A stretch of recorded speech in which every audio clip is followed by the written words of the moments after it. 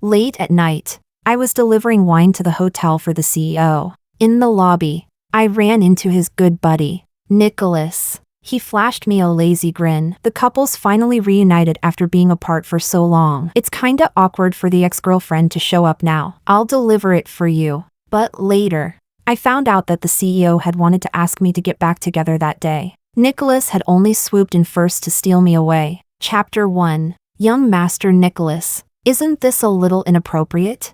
Even as I said that, I was already grinning while happily shoving the wine bag into Nicholas's hands. The wine came in a wooden gift box that was heavy as hell. I'd been carrying it the whole way, and deep red marks had already been carved into my palms. At that moment, he had just casually tossed the keys of his McLaren to the valet while holding a cigarette between his lips, then strode toward me. Under the warm lighting of the hotel lobby, the diamond stud on his ear glittered brilliantly. Just as dazzling as he was, I couldn't help clicking my tongue internally. This guy really knew how to weaponize his looks. How many romantic debts had he racked up during those years abroad? Wipe the drool off your face, little assistant. He looked at me with an amused half-smile before naturally taking the wine bag from my hands. Instinctively, he weighed it in his hand. His body paused slightly, and the smile on his face faded a little. I noticed his displeased gaze lingering on my reddened palms. I cautiously hid my hands behind my back. Is it really heavy? Maybe I should carry it instead? He ignored my question, squinting slightly. He took one last drag of his cigarette. Smoke spilled from his thin lips, blurring the unreadable expression on his face. Pilar, do you really like Bernard that much? Even after the way he treats you, you still can't let him go? Chapter 2. Of course not. My name was Pilar. I was the daughter of the Fu family's housekeeper and nanny, and also Bernard Fu's personal assistant. Bernard's socialite fiancée, Carla, mockingly referred to me as the servant-born child of the Fu family. It was an insult. Plain and simple, but poor people living in this world always have their own hardships. I had reasons I absolutely couldn't leave the Fu family. That was why Bernard could bully me so brazenly without fear of consequences. His methods included, but were definitely not limited to, knowingly making me drink mango pomelo sago even though he knew I was allergic to mangoes, preparing a low-cut dress for me to wear to accompany him to business banquets, only to glare darkly and tell me to get out the moment he saw me wearing it, demanding that my phone stay on 24 hours a day and that I answer his calls within 3 seconds. And that was only scratching the surface. Just like today, at exactly midnight, while I was sleeping soundly, his phone call jolted me awake, terrified out of habit. I practically sprang out of bed on reflex. But after I answered, he merely coldly tossed out one sentence. Go to the wine cellar, grab 2 good bottles, and bring them to room 8008 at the S Hotel. Today was the day Carla returned to a city after finishing her overseas concert tour. The two of them were probably having their little reunion after separation honeymoon phase and wanted some wine to spice things up. You two really are deeply in love, but your love life is ruining my sleep. 15 minutes. The S Hotel was 7 or 8 kilometers from my apartment. Were they really that impatient? Holding my phone after the call disconnected and the screen went dark, I let out a long sigh. In the darkness, I finally couldn't stop myself from letting out a bitter laugh. Life really loved screwing with people. Who would have thought that Bernard and I had once shared a secret, innocent campus romance hidden from everyone? And now, I had to personally deliver wine late at night for my first love and his fiancée. Adult dignity allowed me about 10 seconds to feel heartbroken. After those 10 seconds, my heart returned to being still as dead water. I jogged to the underground parking garage, drove to the wine cellar, and picked up the wine. I guess this was the tragedy of being an overworked corporate wage slave with 0 days off all year round. Chapter 3. When I went to work the next day, Nicholas was actually there too. The moment I pushed open the office door, I saw the backs of Bernard and Nicholas standing before the floor-to-ceiling windows in their tailored suits. At first glance, the atmosphere looked harmonious, but if you really paid attention, something about the vibe felt completely off. Whenever the two of them stood together, I was always reminded of our school days. Back then, those 2 top-tier rich heirs ruled the campus like kings. Alongside me, the unlucky housekeeper's daughter and the socialite Carla. The lineup was ridiculously stacked. It practically felt like a real-life version of the heirs. Hearing someone enter, Both men turned around at the same time, one smiling brightly, the other icy cold. Our little assistant is here. The smiling one was Nicholas. Nicholas was the kind of person nobody could ever fully figure out. To borrow the words of a female classmate from high school who had confessed to him multiple times only to get rejected every single time, don't be fooled by how flirtatious and carefree Nicholas's eyes look. In reality, there's nobody he truly lets into them. I deeply agreed with that statement. On the surface, he always looked lazy and absent-minded. In reality, he was manipulative as hell. Even Bernard looked like a naive golden retriever beside him. I awkwardly let out an then forced myself to walk over to Bernard. Did you need something from me? Bernard was practically radiating low-pressure hostility. Yesterday, you didn't come because of Nicholas? Yeah, I straightened my back confidently. After all, Nicholas was here. He'd back me up. So I wasn't panicking at all. Because yesterday, I ran into. A loud slam interrupted the rest of my sentence. I turned toward the sound. Nicholas, who had been casually leaning against the desk flipping through a magazine, had suddenly tossed it onto the table. Everyone was afraid when Bernard got angry, except Nicholas, the one person powerful enough to stand on equal footing with him. Nicholas calmly laughed, carrying that same reckless, unruly energy as always. But when he looked at Bernard, a sharp hostility flashed through his eyes. Bernard, stop asking. I know exactly what you're trying to do. I remember you promised me back then that you'd treat her well. Clearly, you broke that promise. If you can't take care of her properly, then I will. Oh, now this was juicy gossip. Chapter 4. The classic two men fighting over one woman drama setup. Alarm bells instantly went off in my head as I shamelessly switched into full gossip mode and listened with complete focus. The moment Bernard heard that, his expression darkened immediately. He gave me a strange look before turning back to Nicholas. You're lecturing me now? Not lecturing. Nicholas curled his lips into a smile, though irritation was already creeping into his tone. I'm pointing you toward the right path. Stay away from her. Bernard frowned and reminded him coldly. This has nothing to do with you. She doesn't like you. Doesn't mean she never will. The sheer tension in this battlefield-level love triangle had my blood pumping with excitement. I kept internally screaming that this trip had absolutely been worth it. Meanwhile, my brain was frantically trying to sort out the relationship drama. Since when did Nicholas like Carla? Back in middle school, Carla had been our school's classical beauty goddess. She could play the guzheng and perform traditional dance. Everyone called her the campus queen. Well, except Nicholas. Every time there was a school performance and the other guys were drooling over her, Nicholas would only click his tongue in disgust and whisper to me, "Damn, I hate pretentious people the most. Pilar, if you went up there and did a military boxing routine, it'd look way cooler than that half-dead dancing." Peak straight guy energy, which was exactly why I was so confused. Back then, his dislike for Carla had seemed completely genuine. So what exactly happened after he returned to the country that made his attitude do a full 180? Just as I was desperately replaying memories in my head trying to figure out where things had gone wrong, Nicholas silently drifted over beside me. He nudged me with his elbow and abruptly dragged me into the conversation. Little assistant, don't you think I'm right? Chapter 5. How should I put it? I think everyone's equal when it comes to love. Everybody deserves a chance. Besides, feelings are the one thing you can't force anyway, right? So maybe everyone should just relax a little. After thinking for a moment, I gave an extremely diplomatic answer. Caught between the two of them, I was in a terrible position. I couldn't afford to offend either Bernard or Nicholas. In that case, staying neutral should work, right? What's going on, Pilar? You just silently defused another crisis without missing a beat. Your reaction speed is honestly insane. I secretly congratulated myself while my eyes darted around nervously until I accidentally looked up and met Bernard's deep, abyss-like gaze. Cold, absolutely freezing, like -16 degrees. I immediately looked away and sucked in a sharp breath. Meanwhile, Nicholas looked ridiculously pleased, as if he wasn't done stirring the pot yet. He even started applauding while leisurely strolling over to stand in front of me. My entire field of vision was suddenly blocked by the sight of his broad shoulders and narrow waist, cutting off Bernard's burning stare completely. Pilar, you really see through everything. Huh? Thanks. Could you maybe stop making the situation worse?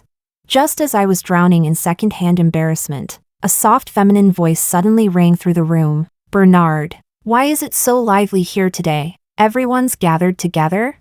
Carla had arrived. Within our social circle, she was universally acknowledged as an elegant, breathtaking beauty, unlike the other wealthy socialites who dressed head to toe in the latest luxury brands every season. She rarely wore trendy designer labels. She had grown up immersed in traditional arts, music, calligraphy, painting, and dance, to match her refined temperament. Most of her clothes were custom-made Chinese-style kipayos tailored specifically for her. Because of that, the media praised her as the last jasmine flower of high society. But probably nobody in this world knew except me. The core of that jasmine flower was black. Chapter 6. Still, this black-hearted jasmine flower had, for once, done something good today. At the very least, her arrival shattered the bizarre tension hanging in the office. Nicholas kept the same attitude toward her as always. He leisurely glanced at her and mocked with ill intent. Oh wow, the fairy has floated over. The sarcasm in his tone was so strong you could practically smell it from 10 miles away. Brother Nicholas, it's been so long since we last met. And you're still this good at joking. Nicholas corrected her. Quit calling me brother. You're a year and a half older than me. Nicholas, I'm really sorry to see your way of flirting with girls. With a face like yours yet still single since birth, honestly. You deserve it. And just as expected. Faced with Nicholas's blatant "I'm specifically picking a fight with you" attitude, a flash of irritation flickered through Carla's eyes. But it disappeared almost instantly, replaced once again with soft elegance. Quietly, she walked over to Bernard and wrapped herself around his arm. She always knew exactly where the line was. Someone lowly like me could be humiliated however she pleased. But Nicholas was someone she absolutely could not afford to offend. Her eyes shifted slightly, probably still holding in frustration. She smoothly redirected the conversation toward me, the designated punching bag. Assistant Pilar, it's rare for the three of us to gather together like this. Could you make coffee for us? It's been so long since I've tasted your coffee. The servants at home can never replicate your skill. I've missed it terribly. See?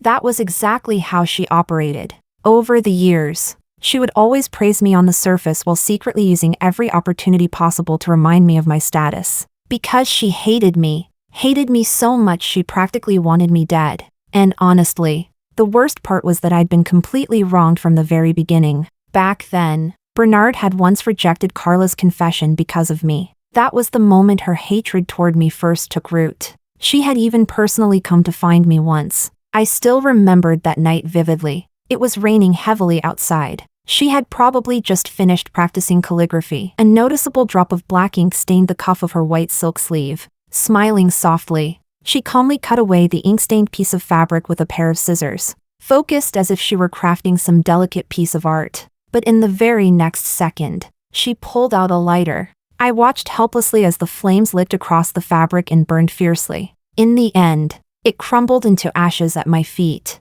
The flickering firelight mixed with a flash of lightning outside the window, illuminating her beautiful face and the nearly twisted malice hidden beneath it. Pilar, she had said softly, my entire life has been a dazzling path of success and glory. Losing to a servant's daughter like you is the greatest stain of my life. Tell me, do you think I might erase you personally? Just like this?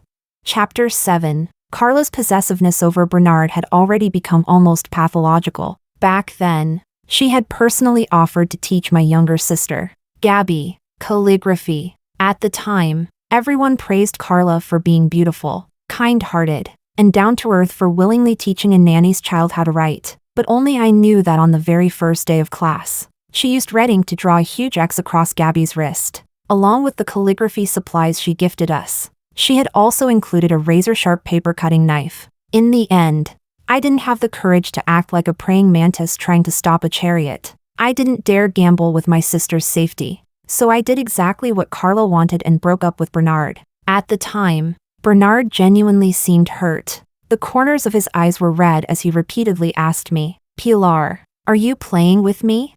I vaguely answered yes. And just like that, this massive unlucky fool, that was me, not only offended Carla, but also deeply offended Bernard, whose pride was higher than the sky. We were all way too young and reckless back then. If I could choose again, I honestly wouldn't want to get involved with either of them. So at this moment, when Carla ordered me to go make coffee and escape the battlefield-level tension, I immediately agreed without hesitation. But just as I was trying to slip away, Nicholas blocked my path. I frowned and gestured for him to move aside. Instead, he grabbed my wrist, a smile spreading across his face. Yet his tone carried the same overbearing dominance that never allowed refusal. Carla, now that I'm back, don't you think it's a little inappropriate to order Pilar around right in front of me? And what exactly is your relationship with Pilar? Carla frowned delicately. She was asking Nicholas, but her gaze drifted toward Bernard standing beside him. Bernard was staring fixedly at the spot where Nicholas held my wrist. His face had visibly darkened, storm clouds gathering beneath the surface. Nicholas took in both of their reactions completely, the corners of his lips curling into a cryptic smile. Bernard, people naturally protect those they care about. Your fiancé's attitude toward Pilar was honestly disrespectful. Your family matters aren't my place to interfere with, but I can at least protect Pilar. And Carla, sooner or later you'll be calling Pilar your sister-in-law. So before I get angry, maybe learn your place first, all right? Chapter 8. Nicholas, you don't actually like Carla and are just using me to make her jealous, right?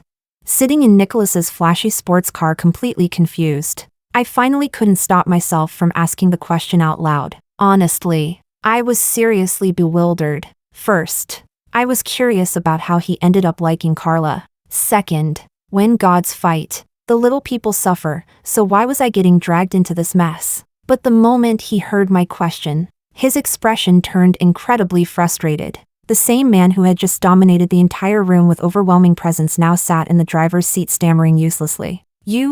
I. After struggling for ages without producing anything coherent, he finally turned off the music while waiting at a red light and squeezed out. Not every man is an immature idiot. Pilar, seriously, pay more attention. The way he looked completely blocked off everything else I wanted to say. Originally, I'd wanted to advise him to open his eyes and take a good look at Carla's true personality, but after he slammed on the gas, the powerful force pressing me into the seat and his tightly clenched jawline made it obvious that this moody young master was in a terrible mood. In the end, I silently shut up in confusion. Nicholas drove us to a clay pot restaurant on the back street near our old high school. That entire street had every kind of food imaginable. Back then, we had jokingly called it Wall Street of a city. Back then, there was even a popular saying going around, the poor students of no one high school in a city can't live without Wall Street, just like the West can't live without Jerusalem. Why poor students?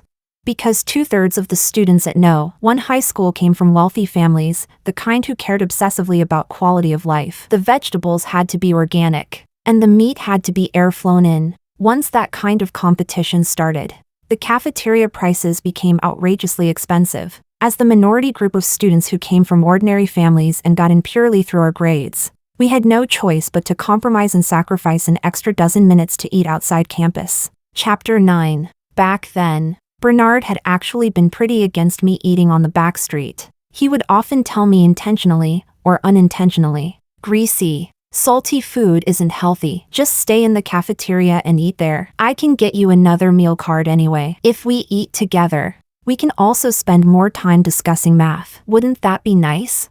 Of course I knew he meant well, but every time he said things like that, I became even more aware that we belonged to completely different worlds. The housekeepers and nannies in wealthy mansions walked over 20,000 steps a day, with work that exhausting. If you didn't eat heavy, oily food, your body simply couldn't keep up. He couldn't understand that. Not because he was ignorant in a why don't they eat cake kind of way, just because he had lived above the clouds for too long and remained innocent about ordinary life. But back then, we really had loved each other. Someone as proud as him had genuinely tried hard for our relationship. He had even accompanied me to eat on the back street once, although that very same afternoon, he ended up hospitalized because of acute gastroenteritis. Afterward, he repeatedly told me it was an old stomach problem and had nothing to do with me. He told me not to overthink it, but even so, the incident still became a hidden scar buried deep inside my heart, the kind you never dare mention aloud.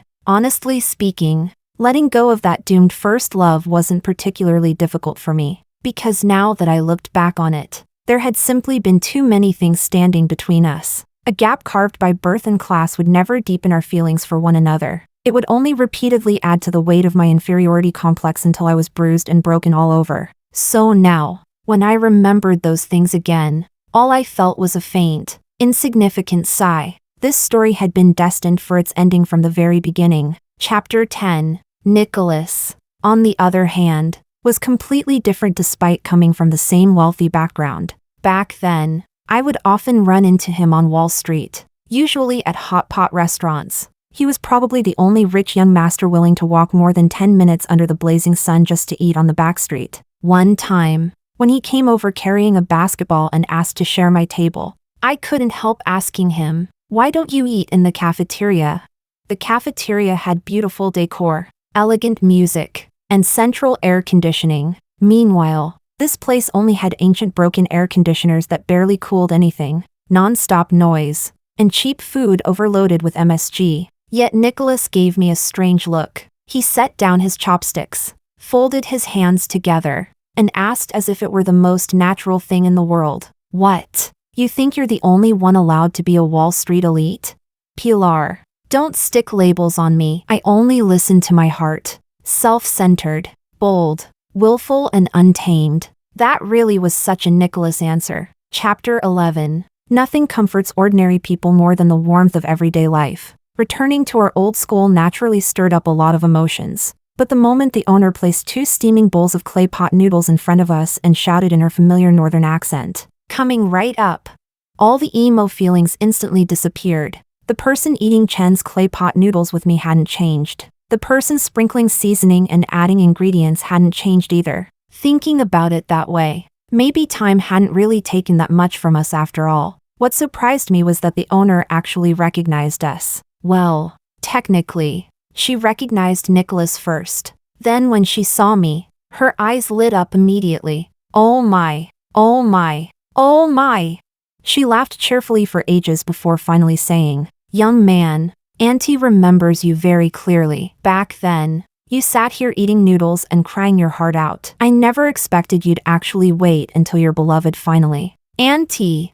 I had been happily eating noodles while waiting for the rest of the story, but Nicholas abruptly cut her off in panic. That "auntie" was so loud that half the restaurant turned to look at us. All those curious stares landed directly on us at once. Even someone like me, who had already been through years of workplace survival, felt awkward. Yet Nicholas merely shot a stiff glance in my direction. His face was probably slightly red from the steam. He cleared his throat lightly. "Sorry, I'm a little hungry and didn't control my volume. Auntie, could you add 2 fried eggs for us?"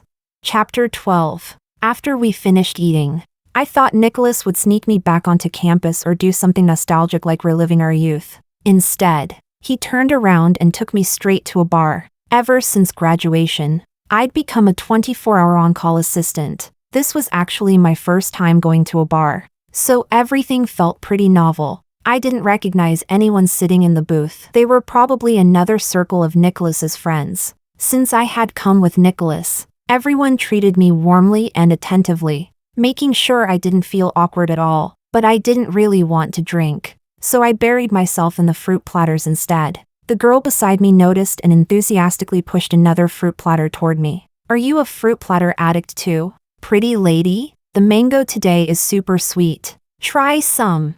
A thick fruity sweetness drifted into my nose. Instantly, I remembered the miserable time Bernard and Carla forced me to choke down mango pomelo sago, leaving my entire body covered in red rashes afterward. I couldn't help shivering slightly, just as I was about to refuse. Nicholas, who had been playing dice beside me, somehow overheard our conversation. Before I could speak, he reached over and pushed the fruit platter away from me. "This pretty lady is allergic to mangoes. She can't eat it." "Wait, how do you know I'm allergic to mangoes?"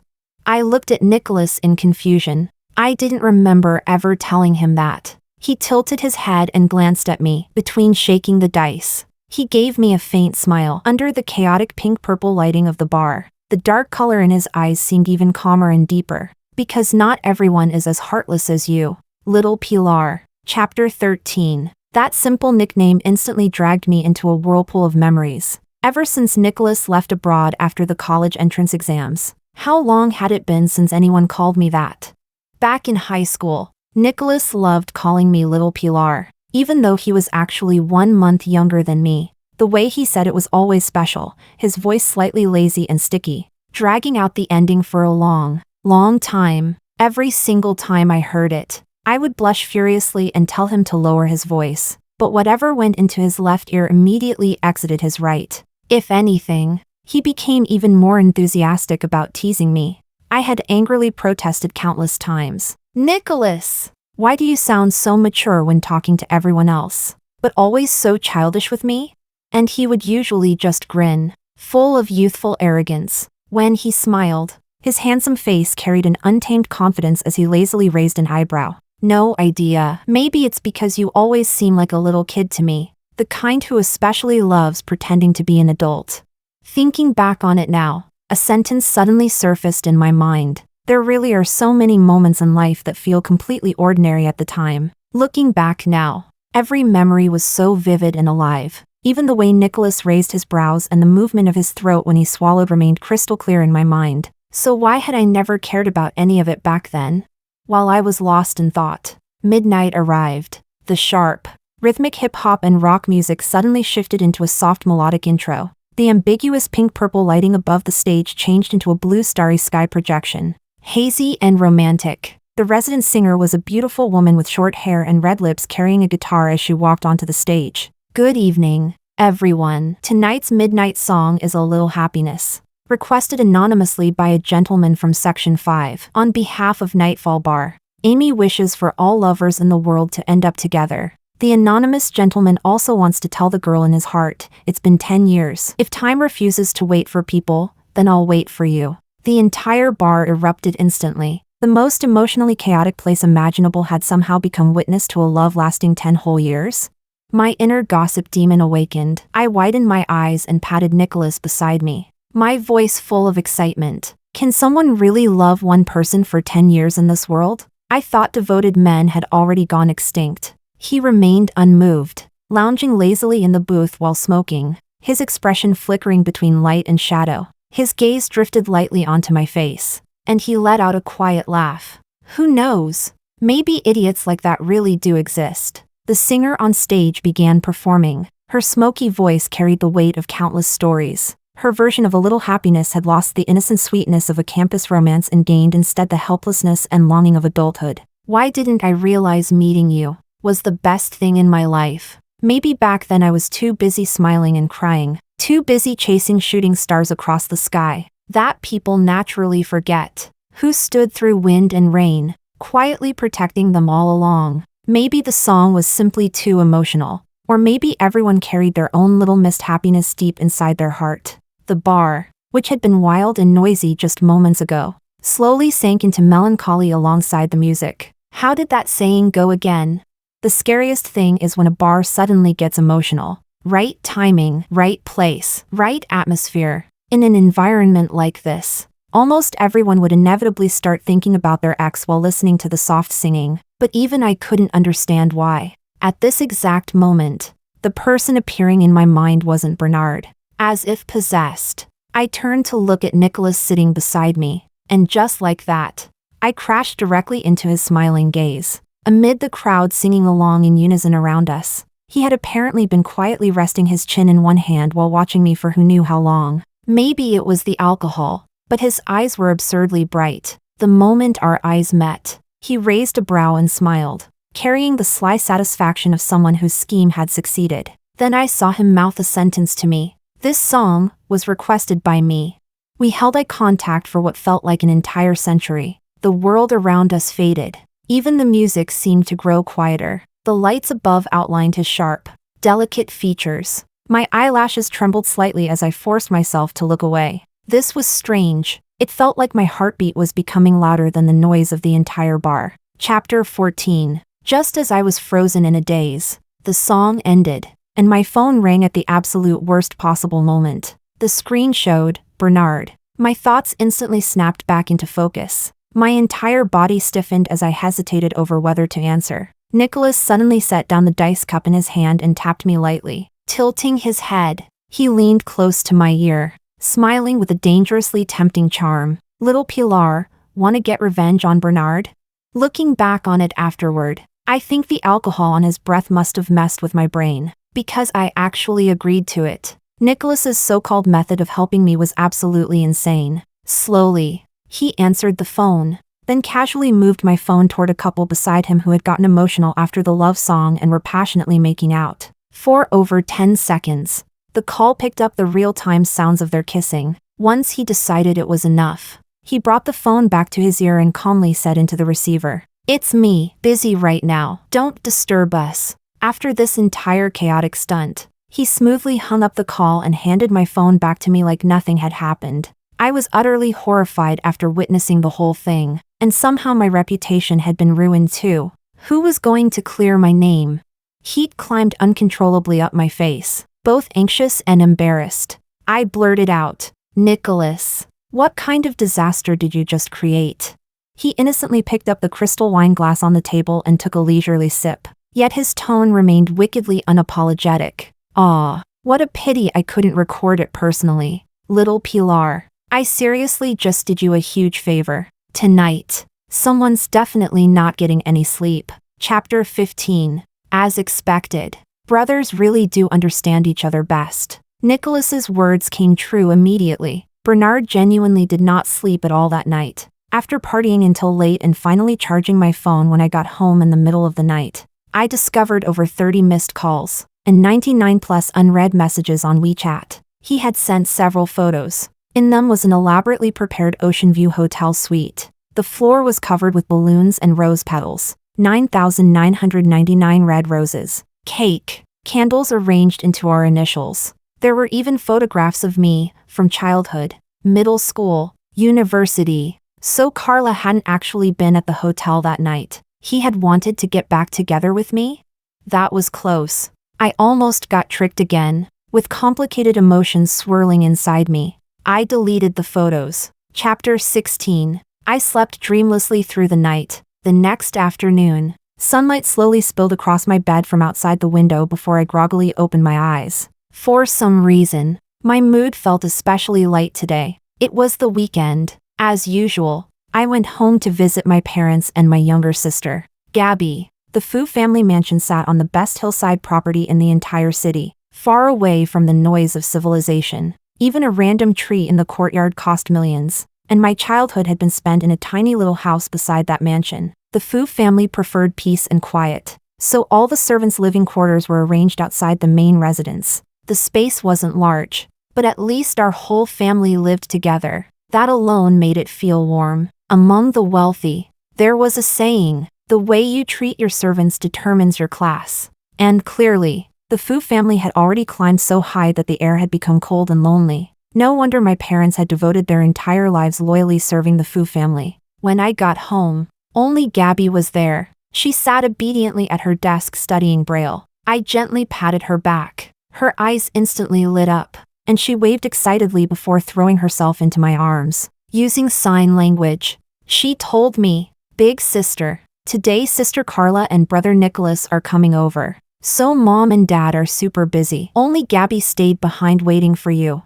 Gabby was an incredibly sweet and beautiful little girl. Many people said she was lucky for catching the attention of the young lady of the Fu family. But in truth, everyone who met her couldn't help praising how mature and intelligent she was. Gabby was the reason I absolutely couldn't leave the Fu family. Chapter 17. She was my biological younger sister, a child born deaf and mute. Coincidentally, Bernard also had a cousin named Cammy who had the same condition as Gabby. Same circumstances, same age. The two girls naturally became attached to one another. Cammy had always been gloomy and withdrawn, but after meeting Gabby, it was like she had finally seen sunlight. From then on, the two instantly became inseparable. Bernard's aunt had always been worried sick over Cammy's personality issues. The moment she saw Cammy happily playing on a seesaw with Gabby, her eyes lit up immediately, treating Gabby like a life-saving miracle. And just like that, Gabby benefited from the young Mrs. favor. She trained alongside Cammy under the country's top rehabilitation specialists. She also received one of the most advanced and expensive cochlear implants available. Those were things our family could never possibly afford on our own. Carla had calculated all of this perfectly. That was why, after threatening me back then, when I begged my parents to take Gabby and leave the Fu family with me, they didn't even hesitate before rejecting the idea outright. Faced with my persistence, my mother later privately sat me down for a serious conversation. Pilar, did you suffer some kind of grievance staying beside Bernard? Can you tell Mom about it? Your father and I failed you girls. Such a good child like you has had to suffer so much. The more Mom spoke, the more emotional she became, looking at the thick calluses covering the hands she used to wipe away her tears. My chest ached unbearably. At that moment, I realized clearly, I truly had no ability to give my parents and Gabby a better life after leaving the Fu family. So from then on, I started desperately earning money, desperately saving money. Chapter 18. My parents hadn't replied to my WeChat messages all afternoon, and I couldn't find them anywhere. Today was apparently some kind of family gathering, and everyone had shown up, so they were especially busy. The Fu family's young Miss, Cammy, had also arrived. The moment she got there, she started demanding to see Gabby. I accompanied Gabby to the front entrance before preparing to flee immediately afterward. But in the end, I was still one step too late. Just as I turned to leave, a lazy male voice drifted out from inside the house and stopped me. Why are you running? It was almost like Nicholas had predicted I'd try to escape. He had deliberately come outside to intercept me. From far away, I immediately noticed the dark bruise along his cheekbone. I stared at the injury strangely, because that wound definitely didn't look accidental. It looked like the result of a fight. But seriously, what nearly 30-year-old man still got into fistfights and ruined his own face?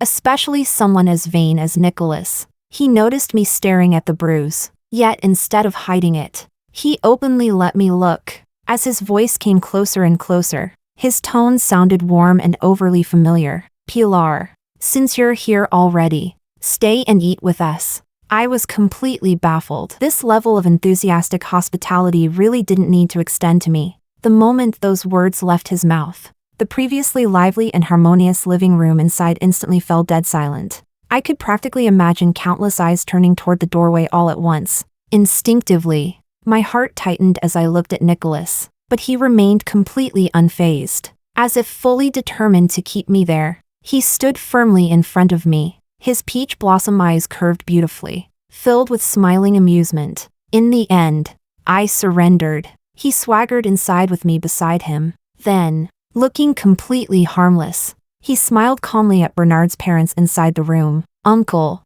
Auntie, you don't mind if I bring my family member along, right?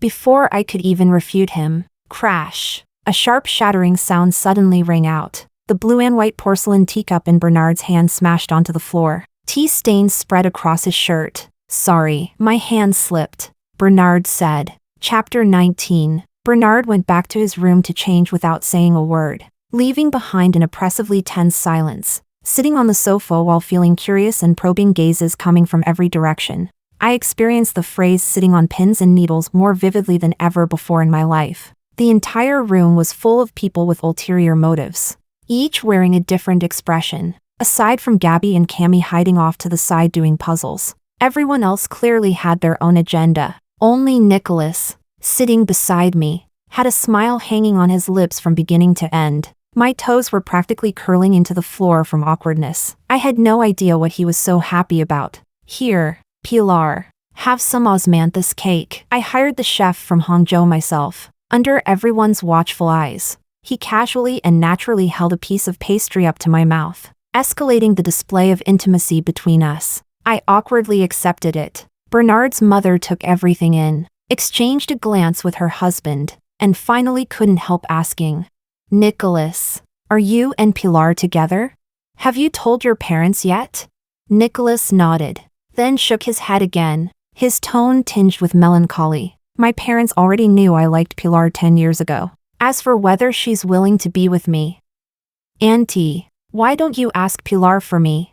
Chapter 20. Back in high school 10 years ago, maybe all teenage girls instinctively tried to avoid suspicion. Because my feelings for Bernard were far from innocent, I spent more time around Nicholas instead. To be fair, being with Nicholas was much more relaxing than interacting with Bernard. Bernard came from a strict and upright family. He was meticulous and rigid about rules in every possible way. Nicholas, on the other hand, was carefree and rebellious, completely unconcerned with rules or boundaries. Whenever the two of us got together, the thing we did most often was letting him copy my homework. The accident happened one day while we were at a cafe and he was copying my assignments. A short holiday had just ended, and the homework load was piled up like a mountain. Nicholas was writing so furiously his pen practically seemed ready to catch fire. 1 second earlier, he had still been sighing dramatically. Pilar, what would I ever do without you? The next second, that draft paper filled with Bernard's name slipped out from a stack of test papers. No exaggeration, the air froze for a full 10 seconds. Nicholas had been grinning moments ago, but after seeing the words on the paper, his expression immediately darkened. His long fingers pinched the thin sheet tightly, his fingertips turning pale. When he looked up at me again, his gaze had already become calm and unreadable, as though he were suppressing something. You like him? At most. My feelings for Bernard had only been a vague and ambiguous crush. It was the first time anyone had dragged it out into the open, and my face instantly turned crimson, embarrassed. I snatched the draft paper back from his hand and stuffed it into my backpack. The spot where he had gripped it was already badly wrinkled. Uncomfortably, I tried to change the subject. All right, if you're going to copy the homework, hurry up. I still have class later. But he remained frozen in place, not even changing the posture he'd been holding the paper in. It was as if he hadn't heard a single word I said. Instead, he pressed further. What exactly do you like about him?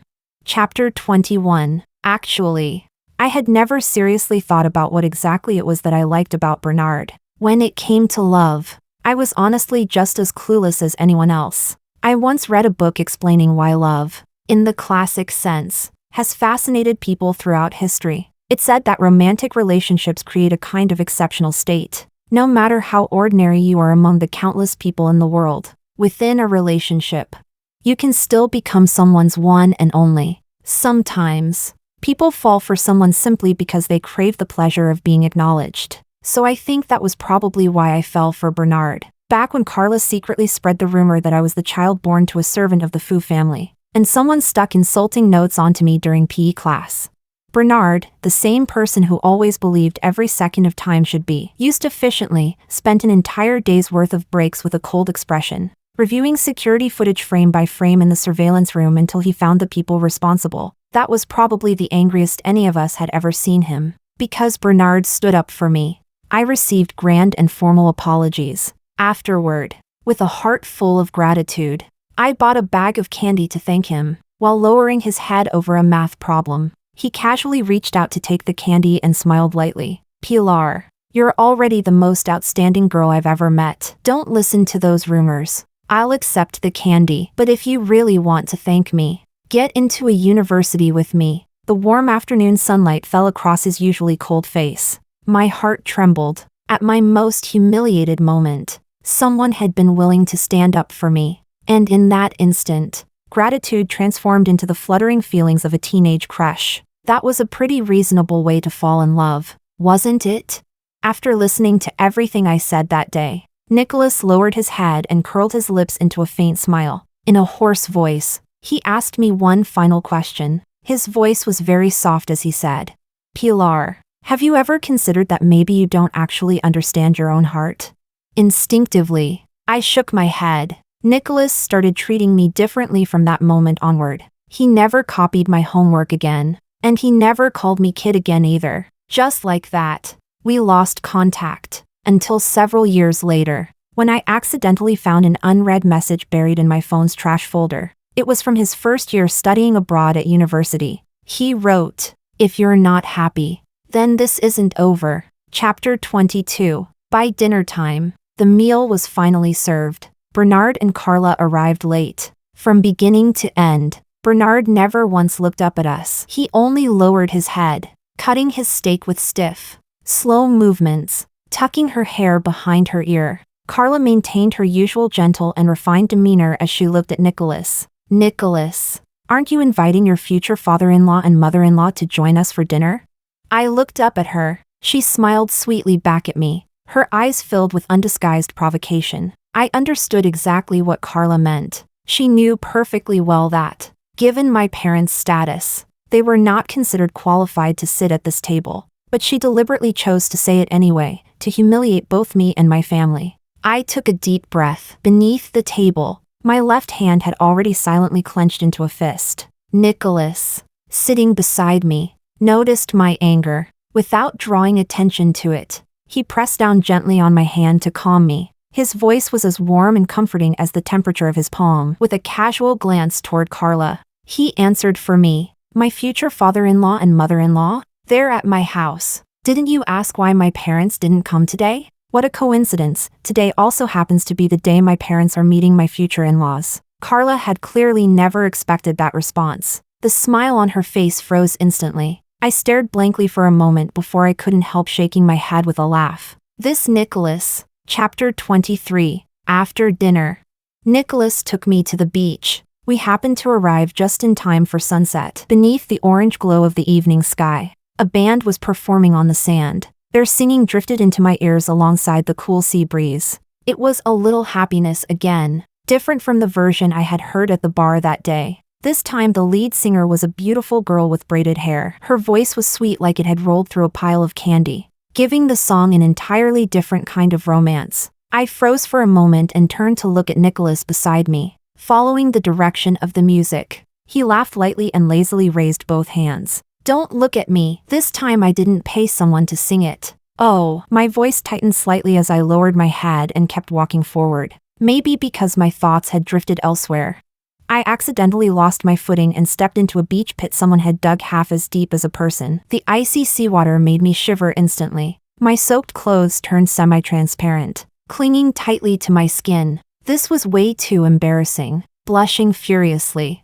I looked up at Nicholas for help. He gazed at me with sparkling amusement, his slightly upturned eyes clear and bright. The next second, he jumped into the giant puddle with me. Nicholas, are you an idiot? Who voluntarily jumps into a water pit themselves?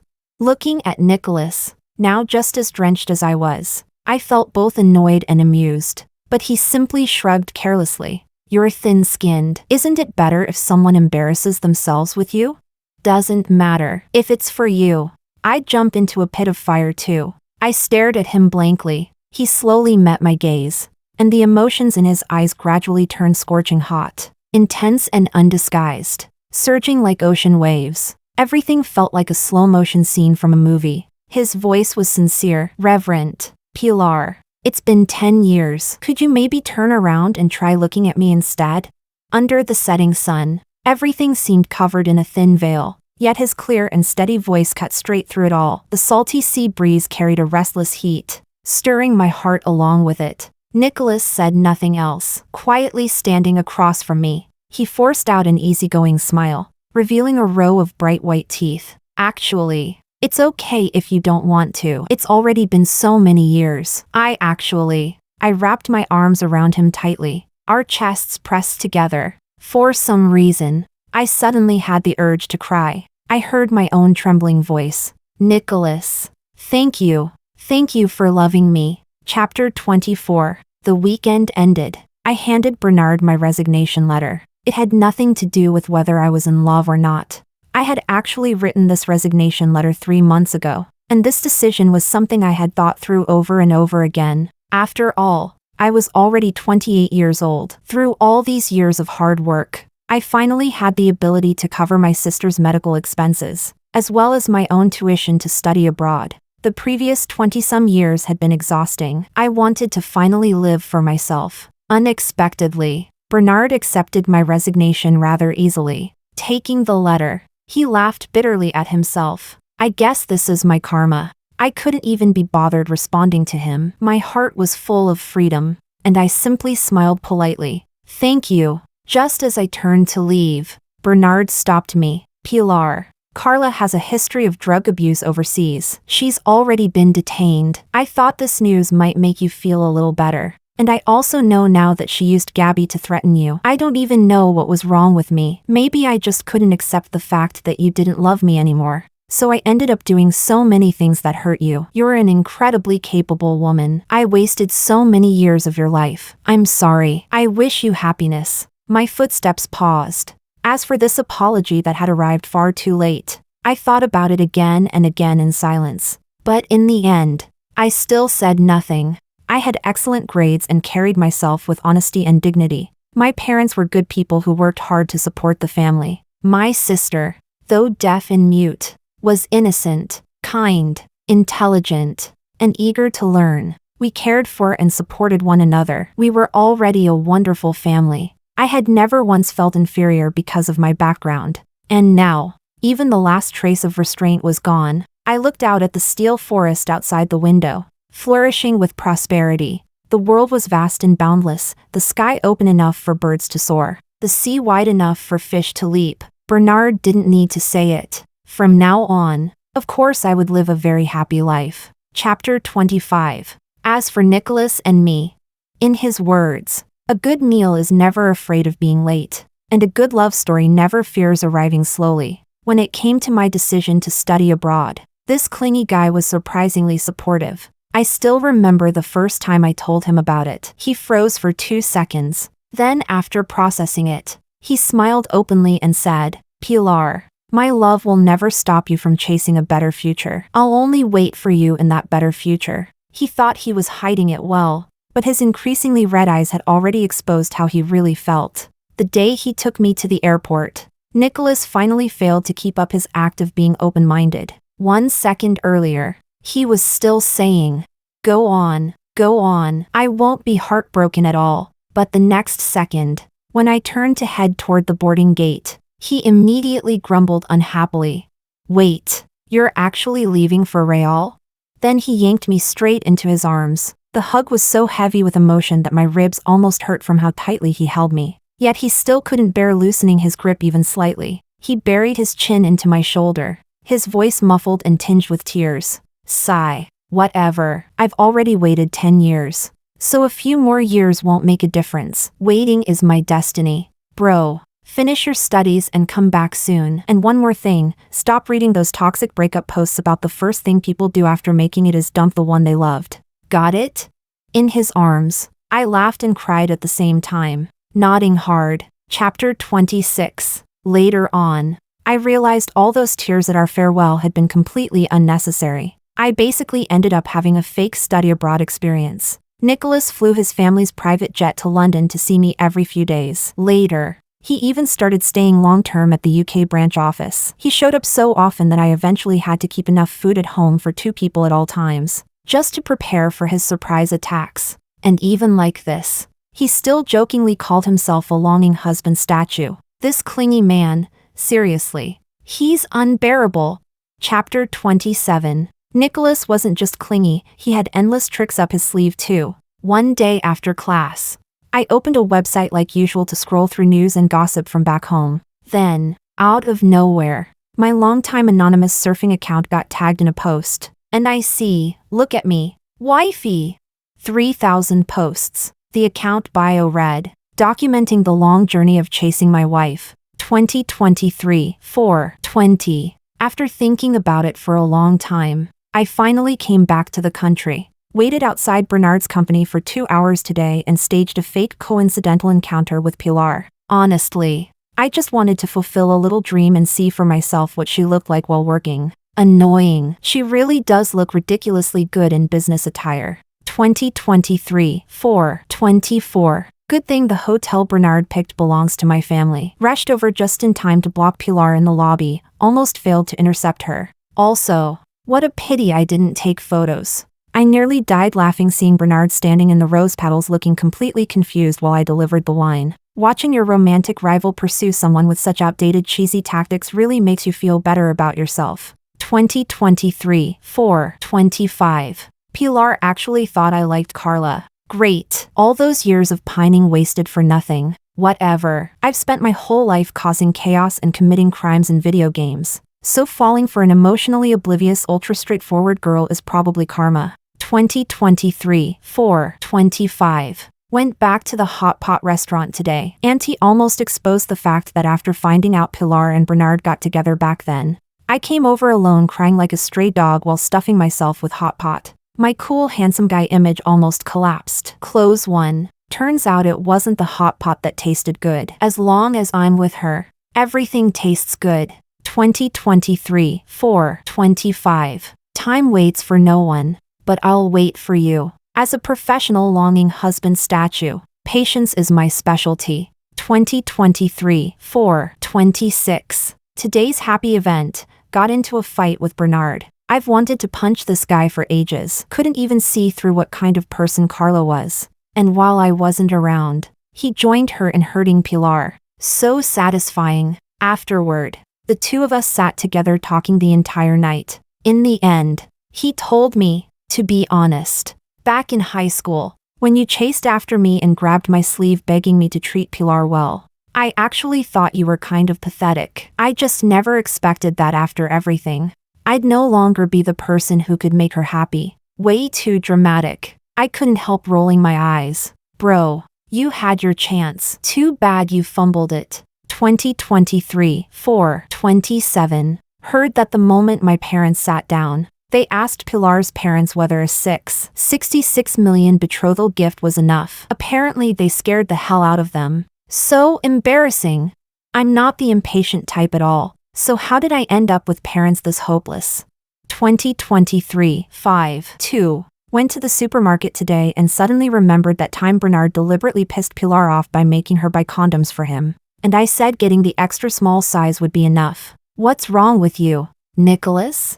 No wonder you finally got a girlfriend. 2023 6/1. Happy holiday, little Pilar. Bought you your favorite cake today. Your smile was so bright. 2023 12/24. Came to spend Christmas with my wife. My wife complained that the snow was too heavy. But honestly, as long as you're beside me, even snowy weather feels beautiful. My hand trembled as I kept scrolling through the screen. It took me over 3 hours to scroll from the present all the way back to 10 years ago. More than 3,000 posts, spanning an entire decade. Every little thing between the two of us had been recorded in detail, and all of his happiness, anger, sadness, and joy had revolved entirely around me. By the time I reached the very end, tears had already blurred my vision. Suddenly, I remembered asking Nicholas in that bar once, what kind of man could love a woman for 10 years?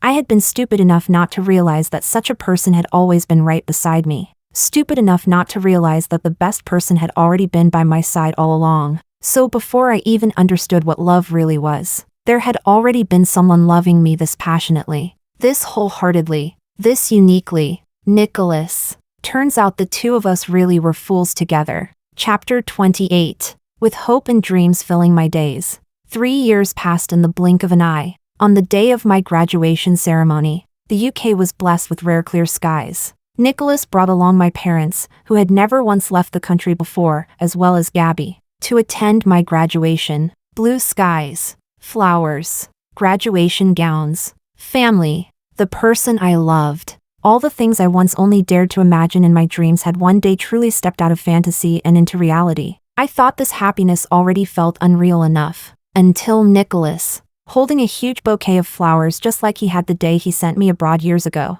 wrapped me in a huge embrace. His eyes curved with a smile as he pulled a diamond ring from his pocket and dropped to one knee before me. Happy graduation, my little Lucky. My lifelong happiness is in urgent need of attention. So, may I ask if my turn in your schedule has finally arrived now?